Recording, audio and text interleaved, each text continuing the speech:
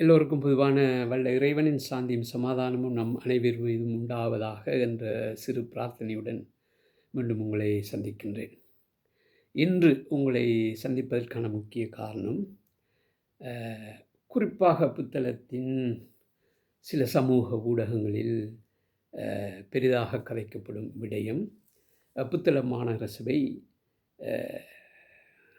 உறுப்பினர்களும் சிற்றூழியருமாக அல்லது அங்கே சேவை செய்யும் பலருமாக ஒரு நாள் சுற்றுலா ஒன்றை மேற்கொண்டு நுவரெலியா போய் வந்திருக்கின்றார்கள் என்ற ஒரு விடயத்தை வழமை போலவே புத்தளம் சமூக வலைத்தளங்கள் இது ஒரு அநியாயமான ஒரு செயல், மக்களின் வரிப்பணத்தை வீணாக்கும் ஒரு செயல், புத்தளத்திலே எத்தனையோ வேலைகள் இன்னும் நடைபெறாமல் இருக்கும் பொழுது இது அவசரம்தானா, இது மக்களின் வரிப்பணத்தை அநியாயமாக்கும் ஒரு செயல் என்ற ஒரு நீண்ட வாதத்தை முன்வைக்கின்றார்கள். அதிலும் குறிப்பாக புத்தள மாநகர சபையின் எதிர்க்கட்சியில் ஒரு குறிப்பிட்ட நபர், அவர் யார் என்பதை உங்களுக்கு இன்னும் சற்று நேரத்தில் கூறுகின்றேன். இப்பொழுது உண்மையில் இந்த பிரயாணம் வரிப்பணத்தில் மேற்கொள்ளப்பட்டதா?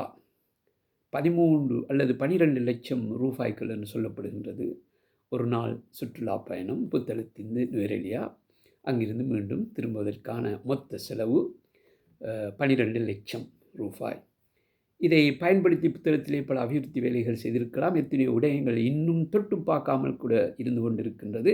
ஆகவே புத்தளம் மாநகர சபை, புத்தளம் மேயர், அவர்களுக்கு ஆதரவளிக்கும் உறுப்பினர்கள் எல்லோருமே பாரிய ஒரு தவறை செய்து விட்டார்கள் என்பதுதான் இன்றைய இந்த காணொளியில் நாம் விடை காண வரும் ஒரு விடயம்.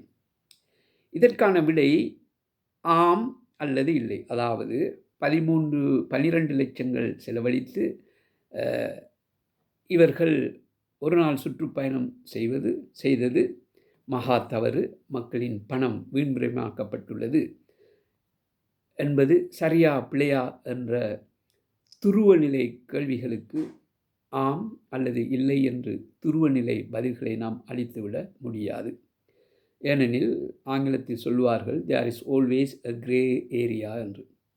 இந்த ஆம் இல்லை என்ற விடயத்துக்கு மத்தியிலே ஆமும் இல்லையும் கலந்த சிறு விடயங்கள், அநேகமாக எல்லா விடயங்களும் இருக்கின்றன. அதை நாம் சரியான முறையில் ஆராய்வோமானால் ஒரு முடிவுக்கு நாம் வந்து விடலாம். இது உண்மையிலேயே ஆமா, அதாவது வீணாக்கப்பட்ட பணம் தானா அல்லது அது அப்படி அல்லையா என்ற ஒரு விடயத்துக்கு நாம் வருவதற்கு இந்த ஒரு அலசல் ஒரு உந்துதலாக இருக்கும் என்ற நம்பிக்கையுடன் தொடங்குகின்றேன். இந்த விடயத்தை முதலிலே இந்த சமூக வலைத்தளங்களை வெளியாக்கியது வழமை போல புத்தள மாநகர சபையின் எதிர்க்கட்சி உறுப்பினராகிய கட்சி என்ற, அதாவது நான் வழமையாக சொல்லும் பொழுது போல கிழக்கின் வாடகை கட்சியான இரட்டை கொடியின் முகவராக அவர் தலைவர் என்று தன்னை சொல்லிக்கொள்கின்றார்.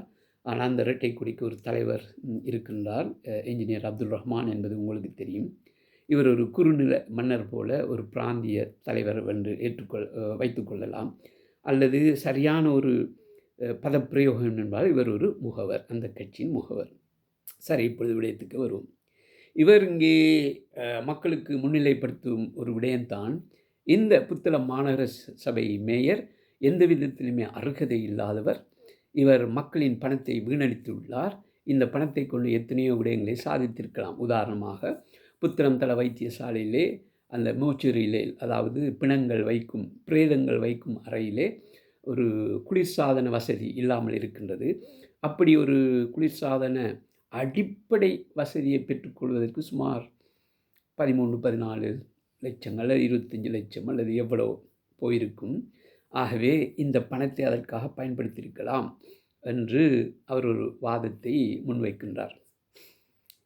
இந்த வாதத்தை முன்வைக்கும் பொழுது அவர் சொல்லாமல் சொல்லும் விடயம்தான், இந்த மாநகர சபை முதல்வர் ஒரு பிழையான முன்மாதிரியை புத்தள சபைக்கு விட்டுச் செல்கின்றார் அல்லது வைக்கின்றார். அப்படி என்று. இது அப்படியான ஒரு விடயம் அல்ல. இந்த நடைமுறை, அதாவது இந்த சபையிலே இது மாநகர சபையாக மாறுவதற்கு முன்னால் நகர சபையாக இருக்கும் பொழுது அதன் தொடர்ச்சியாக வந்த நகர பிதாக்கள் இத்தகைய சுற்றுலாக்களை மேற்கொண்டுள்ளார்கள்.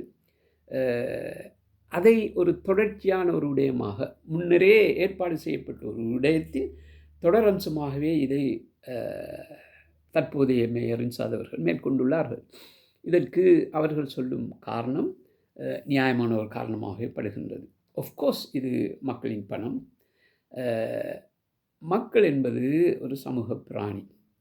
அவர்களுக்கு வேலை வேலை வேலை என்ற ஒரு நிலைக்குள் அவர்கள் வாழ்வதில்லை. ஒரு தனி குடும்பத்தை எடுத்துக்கொண்டாலும் கூட நமக்கு ஒரு குறிப்பிட்ட அளவு தான் வருமானம் இருக்கின்றதால் கூட வழமையான செலவுகளுக்கு அப்பால் சில நேரங்களில் நாம் மேலதிக செலவுகள் செய்கின்றோம். அல்லது முக்கியமான விடயங்களுக்கு செலவழிக்கும் பணத்தை கூட சில பொழுதுகளில் வேறு விடயங்களுக்கு பயன்படுத்துகின்றோம். உதாரணமாக பிள்ளைகள், அவர்கள் எங்கேயாவது சுற்றுலா போக வேண்டுமென்றால் அல்லது ஒரு வெளியே சென்று ஒரு உள்ளூருக்குள்ளேயே அல்லது கொழும்பு போன்ற இடங்களுக்கு சென்று சில பல விடயங்களை பார்க்க வேண்டுமென்றால் அல்லது உள்ளூருக்குள்ளேயே நாம் இன்று ஒரு நல்ல ஒரு உணவு தளத்துக்கு சென்று விருப்பமான சாப்பாடுகளை சாப்பிடுவோம் என்றால் அல்லது புதிதான ஒரு உடுதுணைகள் சந்தைக்கு வந்துள்ளது அதை வாங்குவோம் என்றால் கூட சில பல பொழுதுகளில் நம்முடைய முக்கியமான தேவைகளை ஒத்தி வைத்துவிட்டு இப்படியான விடயங்களுக்கு நாம் செலவழிப்பது சாதாரண வழக்கம், குடும்பங்களில் நடக்கும் ஒரு விடயம். இதுதான் இங்கேயும் செய்யப்பட்டது. இது வெறுமனே யாரையும் திருப்திப்படுத்துவதற்காக அல்ல, வெறுமனே திருப்திப்படுத்துவதற்காக அல்ல. இங்கே எமக்காக கஷ்டப்பட்டு வேலை செய்பவர்கள், சிற்றூழியர்கள், அவர்களுக்கு தங்களுடைய சொந்த பணத்தை கொடுத்து இப்படியான விடயங்களை செய்வதற்கு மிகவும் கஷ்டமாக இருக்கும். எல்லோருக்கும் அப்படி இல்லை, சில பேர் அதை செய்து கொண்டிருப்பார்கள். இதில் முக்கியமான அம்சம் அவர்களுக்கு மன அமைதி தேவைப்படுகின்றது. சாதாரண வெள்ளியிலிருந்து அடுத்த சனி வரையும் நாளாந்த போக்கிலிருந்து தன்னை ஓரளவு விடுவித்து கொள்வதற்கும் அதிலிருந்து ஒரு வகையான மன உற்சாகத்தை பெறுவதற்கும் தொடர்ந்து வேலையில் சரியாக இருப்பதற்கும் ஒரு விதமான பூஸ்டிங் எங்களுக்கு தேவைப்படுகின்றது இல்லையா? அதில் ஒரு அம்சமாகவே இதை இந்த மேயர் அவர்கள் நடத்தியுள்ளார். அதுவும் புதிதாக அவர் எந்த ஒரு முன்னுதாரணத்தையும் இங்கே செய்யவில்லை. ஏற்கனவே இந்த வளமை நடைமுறை இந்த நகரசபையில் இருந்திருக்கின்றது. இதற்கு முன்னால் உள்ள அனைத்து நகரபிதாக்களும் இதை ஒவ்வொரு வருடமும் செய்துள்ளார்கள். அந்த அடிப்படையிலே போன வருடத்துக்கான விடயம் போன பிப்ரவரியில் நடந்தது. இந்த வருடத்துக்கான விடயம் இப்பொழுது ஆகஸ்டில் நேற்று நடந்து முடிந்துள்ளது. ஆகவே இது உண்மையிலேயே மக்களின் பணம் வீணடிக்கப்பட்ட ஒரு விடயமா என்றால் இந்த கட்டத்தில் அதை இல்லை என்று சொல்ல வேண்டி இருக்கின்றது. இவர்கள் சொல்வது போல, அதாவது இந்த இரட்டைக்கொடியின் முகவர் சொல்வது போல இந்த பணத்தை அங்கே செலவழித்திருக்கலாம் இங்கே செலவழித்திருக்கலாம் என்பது உண்மைதான். அது எந்த மாற்று கருத்தும் இல்லை. இந்த குறிப்பிட்ட விடயத்துக்கு, அதாவது பிரேத அறையில் மோச்சரியில் அந்த குளிர்சாதன பெட்டி அல்லது குளிர்சாதன வசதிகள் செய்வதென்பது அரசாங்கம் செய்து கொடுக்க வேண்டிய வேலை. இது புத்தள மாநகர சபையின் வருமானம், புத்தள மக்களின் பணம். அதிலே புத்தள மக்களுக்காக சேவை செய்வர்கள் அதை அனுபவித்திருக்கின்றார்கள். புத்தள மாநகர சபையின் கொடுப்பனவு எலவன்ஸ் கூட இந்த மக்களின் வரியிலிருந்தும் மக்களிடமிருந்து பெறப்படும் ஏனைய பணத்திலிருந்தும் கொடுக்கப்படுபவை. ஒரு நாட்டை எடுத்துக்கொண்டால் கூட முழு மக்களின் வரிப்பணத்தில் தான் இந்த நாடே போகின்றது. சில பல கட்டங்களிலே இந்த பாராளுமன்ற உறுப்பினர்களுக்கு ஒரு விளையாட்டு போட்டி வைப்பார்கள், கிரிக்கெட் வைப்பார்கள், அல்லது சிறிய ஒரு சுற்றுலா வைப்பார்கள், அல்லது வெளிநாட்டு பயணங்களில் கூட ஓரிரு பாராளுமன்ற உறுப்பினர்கள் மேலதிகமாக அவரை கொண்டு செல்வார்கள். இது வெறுமனே தங்களுடைய பயணப்பட்டிகளை இழுத்து வருவதற்காக அல்ல, அவர்களுக்கு ஒரு உந்துதலை கொடுப்பதற்காக, சில பல விஷயங்களை அவர்கள் அங்கே கற்றுக்கொள்வதற்காக, அவர்கள் உள்வாங்கிக் கொள்வதற்காக, அதை பிரயோகப்படுத்துவதற்காக, அல்லது தங்களுக்குள்ளே ஒரு புரிந்துணர்வை ஏற்படுத்துவதற்காக என்ற பலவித காரணங்கள் இருக்கலாம். இந்த புத்தள மாநகர சபை இந்த நடவடிக்கையிலே அங்கு பலவிதமான அரசியல் கருத்து கொண்டவர்கள் இருக்கின்றார்கள். புத்தள மாநகர சபையின் தற்போதைய என்பிபி நிர்வாகத்துக்கு எதிரான கருத்துடையவர்களும் இருக்கின்றார்கள். அங்கே அவர்கள் சென்று மேயருடன் மற்ற உறுப்பினர்களுடன் அங்கே தொழில் புரியும் ஏனைய தொழிலாளர்களுடன் மிகவும் சந்தோஷமாக உறவாடும் பொழுது ஒரு புரிந்துணர்வு அவர்களுக்கு ஏற்பட வாய்ப்பு இருக்கின்றது. அவர்களுக்கிடையே தெரிந்தோ தெரியாமலே இருக்கும் ஒரு இடைவெளி அங்கே சுருங்குகின்றது என்ற ஒரு விடத்தில் இதை ஒரு முதலீடாகவே பார்க்க வேண்டும். பெரும் பெரும் வர்த்தக நிறுவனங்களில் இதை ஒரு ஒரு ஒரு ஒரு கட்டாயமான விடயமாகவே வைத்துள்ளார்கள். ஒருவர் அந்த நிறுவனத்திலே தொடர்ந்து வேலை செய்து கொண்டிருக்கிறார். இவர் போதிய அளவு ஓய்வும் பெறுவதில்லை, ஒரு சுற்றுலாக்களும் போவதில்லை என்றால் அவர்கள் பணமும் கொடுத்து இதை நிச்சயமாக செய் என்று அனுப்புவார்கள். நீங்கள் இலங்கையிலே பார்த்திருப்பீர்கள், நிறைய இங்கே முறைப்பாடுகள் வந்தன. இஸ்ரேலின் ஐடிஎஃப் சோல்ஜர்ஸ்கள், இராணுவ வீரர்கள் இலங்கையிலே உல்லாச பிரயாணத்துக்கு வருகின்றார்கள் என்றால் அதில் உள்ள சரிப்பிழைகள் வேறு விடயம். அவர்கள் இப்படியான ஒரு உல்லாச பிரயாணத்துக்கு வருகின்றால் போர்க்களத்திலே, அந்த போர்க்களம் பற்றிய சரிபிழையை நான் இங்கே கதைக்கவில்லை, போர்க்களத்திலே தன்னை உயிரை கொடுத்து தன் நாட்டுக்காக தொழில் புரிபவன் மன உளைச்சலை அனுபவிக்கின்றான், நிறைய பயங்கரங்களை எதிர்நோக்குகின்றான். அவன் மன ரீதியான உடல் ரீதியான ஒரு போக்கு அவனை மாற்றுகின்றது. ஆகவே அதில் இருந்து சற்று அவனுக்கு ஓய்வு கொடுக்க வேண்டும் என்ற நிலையில்தான் இங்கே இந்த மாதிரி நம் நாடுகள் அல்லது பிற நாடுகளுக்கு ஒரு சுற்றுலாவுக்காக அனுப்புகின்றார்கள். இலங்கையிலே முக்கிய வருமானங்களில் ஒன்று இந்த சுற்றுலாத்துறை. இப்படித்தான் எல்லா நாடுகளுக்கும். எங்கிருந்து இந்த சுற்றுலா பயணிகள் வருகின்றார்கள்? எல்லோரும் சொந்த பணத்துடன் வருகின்றார்களா? இப்படியான விடயங்களில் வந்து போகின்றார்கள் அல்லவா?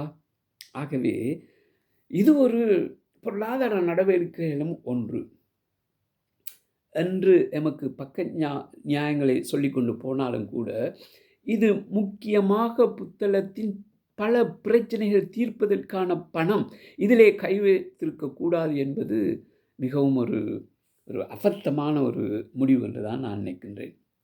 உண்மையிலேயே இது மிகவும் பிழை, சட்டத்துக்கு பிழை, மாநகர சபையின் கட்டளை சட்டத்துக்கு மிகவும் பிழை, அல்லது உள்ளூராட்சி அமைப்புகளின் சட்டத்திட்டங்களுக்கு பிழை, அல்லது இலங்கையில் உள்ள ஏனைய ஏதாவது ஒரு சட்டத்திட்டத்துக்கு இது பிழை என்றால் அது உண்மையிலேயே இதை குற்றஞ்சாட்டுபவர்களுக்கு நீதிமன்றத்திலே சென்று இதற்கு எதிராக ஒரு முறைப்பாடை செய்து அதற்கான தீர்வை பெற்றுக்கொள்வதற்கான எல்லா வாய்ப்புகளும் உண்டு.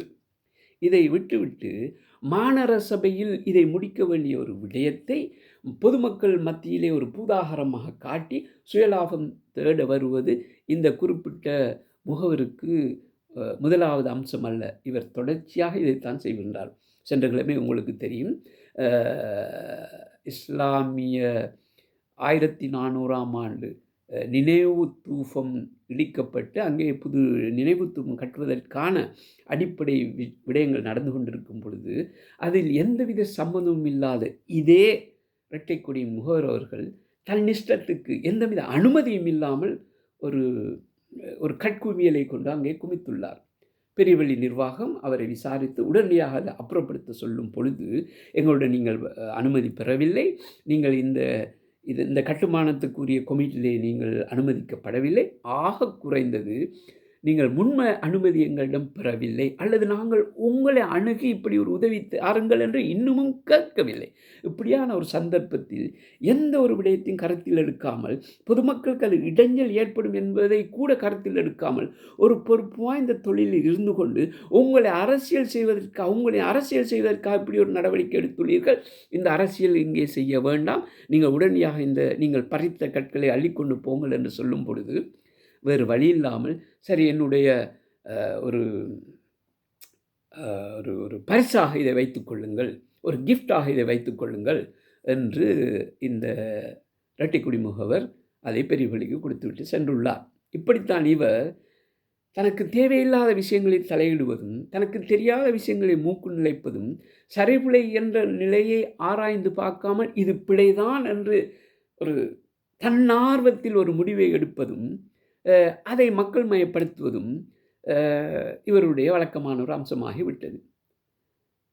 அவரை பொறுத்தவரையில், அவருடைய ஆதரவாளர்களை பொறுத்தவரை இது சரியான ஒரு விடயமாக இருக்கலாம். ஆனால் இவர்களுக்கு மாத்திரம் இது சரியாக தெரிகின்றது என்பதற்காக நிச்சயமாக சரியாக இருக்க வேண்டும் என்ற தர்க்க நியாயங்களும் இல்லை.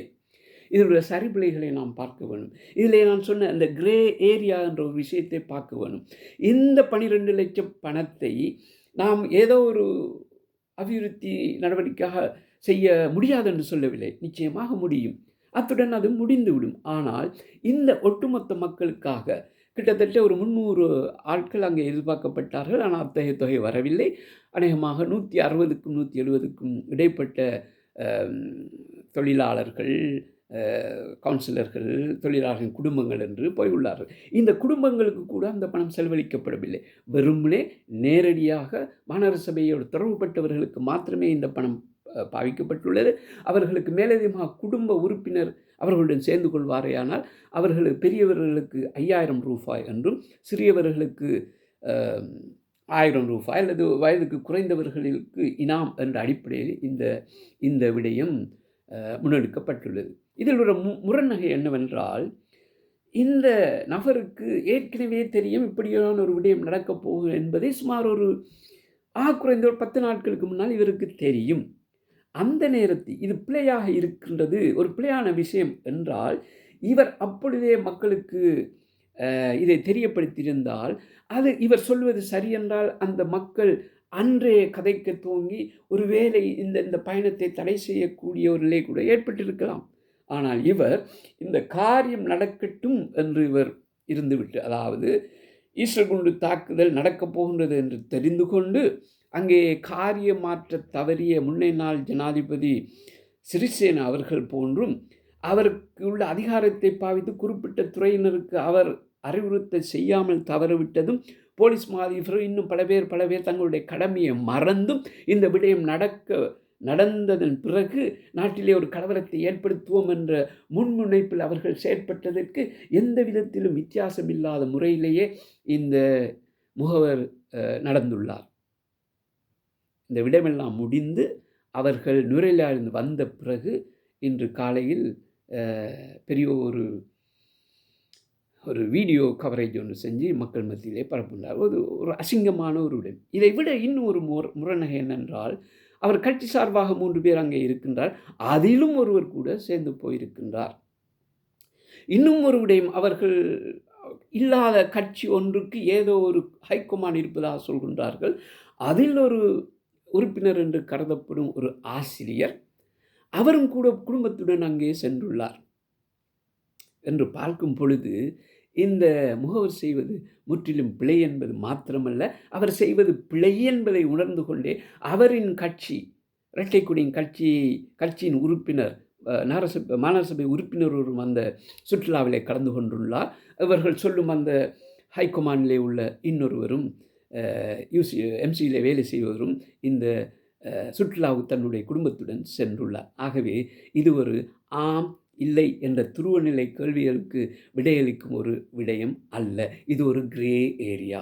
இதில் நியாயம் இருக்கின்றது என்று அங்கே அந்த சுற்றுலாவிலே கலந்து கொண்ட அத்தனை பேரும் சொல்லும் பொழுது, இவர் மாத்திரம் தனியாக எடுத்துக்கொண்டு இதை பிழை என்று சொல்வானேயானால் அவருக்கு சட்ட ரீதியாக நடவடிக்கை எடுக்கும் சகல அதிகாரங்களும் ஜனநாயக ரீதியிலும் சட்ட ரீதியிலும் அவருக்கு உண்டு. ஆகவே இந்த இரட்டைக்குடியின் முகவர் இப்படியான தொடர்ச்சியான ஒரு மடத்தனமான விடயங்களை செய்து கொண்டு மக்களுக்கு மத்தியிலே ஒரு பிழையான கருத்தை உருவாக்கி, இந்த மாநகர சபையின் முதல்வரும் அவருடன் சேர்ந்து பணியாற்றும் அத்தனை பேரும் மிக மோசமாக இந்த புத்தள மாநகர சபையை கொள்ளையடிக்கின்றார்கள் என்ற ஒரு பிழையான கருத்தை இந்த காணொளி ஊடாக நான் கண்டிக்கின்றேன் என்று கூறி, இதுவரை உங்களுடைய நேரத்தை செலுத்தி இதை பார்த்தும் கேட்டும் இருந்த உங்களுக்கு மீண்டும் எனது வாழ்த்துக்களையும் சலாமையும் கூறி விடைபெறுகின்றேன். நன்றி. அஸ்ஸலாமு அலைக்கும் வரஹ்மத்துல்லாஹி வபரகாத்துஹு.